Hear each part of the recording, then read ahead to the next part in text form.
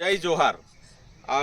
દર વર્ષની જેમ હોળી પર્વ સમયે અમારી વેણફળિયા એકતા ગ્રુપ આ રંજીતભાઈના એક ગાઈડ માર્ગદર્શન હેઠળ 2018થી છેલ્લા 9 વર્ષોથી આ એકતા કપનું આયોજન થતું છે।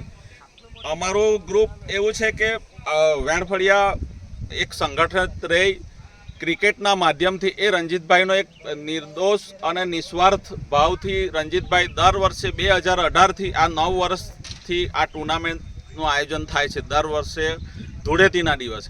એટલે આ વર્ષે પણ 2026માં અમારું વેણફળિયા એકતા ગ્રુપ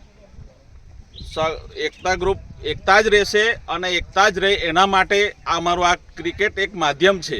બાકી અમે બધા સાથે રહેવા માંગતા છે, પોલિટિકલી સામાજિક બધે જ એક થવાની લાગણી સાથે અમે આ ક્રિકેટનું આયોજન કરીએ છીએ।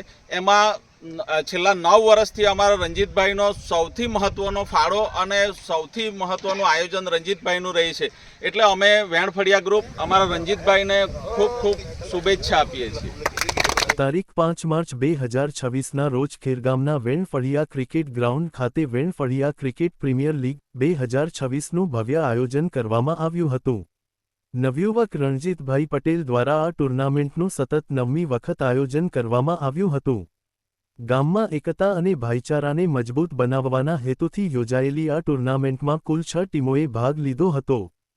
ફાઇનલ મુકાબલો બજરંગ 11 અને નિકુંજ 11 વચ્ચે રમાયો હતો, જેમાં નિકુંજ 11 ટીમ વિજેતા બની હતી જ્યારે બજરંગ 11 રનર્સઅપ રહી હતી।